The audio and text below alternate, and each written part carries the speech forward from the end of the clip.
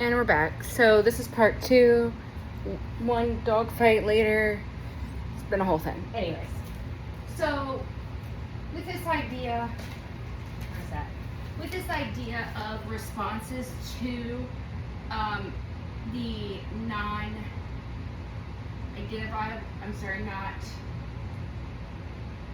non-identity problem. The responses to that, there were a couple of them. One said we should just act in a way that will bring the greatest good. Like, obviously, if we do something that is like temporarily good for us, but will harm the future and it will harm the future, there's going to be more of them than there are of us right now. So, like, it makes sense that we should go ahead and protect them versus the short-term, luxury we get at the time. I think fossil fuels are kind of a good argument for that, right? We know the long-term effects, but yeah, we still use them. I guess maybe it's a bad argument for it. The next thing is that we must leave. There's a place for intergenerational justice. Some say it is our responsibility as people just to simply leave this world a better place for the future people, just because we have that connection. That one I think is an interesting argument, I'll be honest with you. Just the idea that we are just temporarily like here and we're going to hand it off to somebody, so we should take care of it while we have it. Kind of interesting. It's thought-provoking, I guess. Next, it's like talking about how we should focus on the needs of people. Things like the previous ideas of swamping and taking everybody's all the ideas of, I'm sorry, not all ideas, but the idea that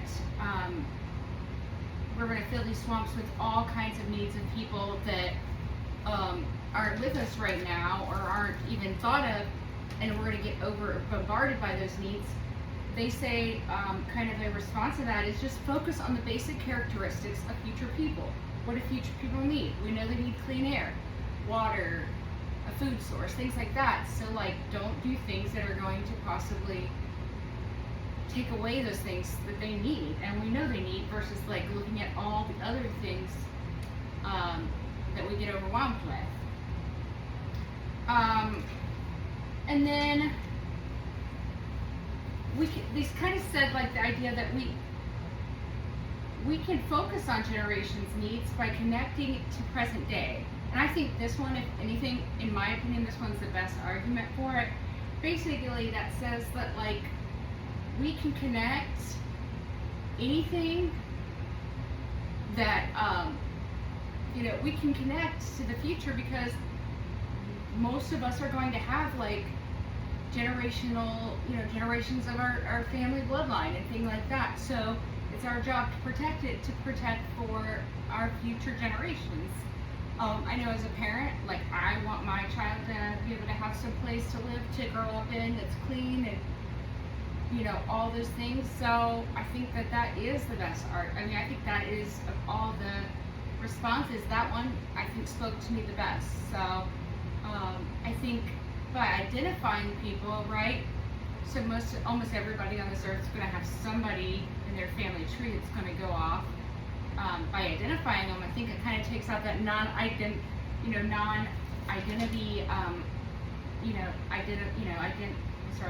non-identity problem, because we've identified them. Maybe that's too deep or too broad, but I think by just putting a name and a future to them, maybe not a name, but a future to them, kind of makes us be able to connect with them. So I don't know, that's my I think that's the best way that we could make sure that this is taken care of for future generations. I think it's a really big concern that we're so focused on immediate satisfaction that we have taken a lot of perspective away from what happens when A, B, and C happens, So I think that's really a thing that we have to consider. So, all right, well, I think that's all I have today. Sorry if it was weird. Like I said, it's been a long day. I wanted to get it done. Hopefully get it turned in for the date, but if not, or the time, 5 o'clock. I had to rally there for a minute after our second little issue with this man right here. So I appreciate it. Thank you. Bye-bye.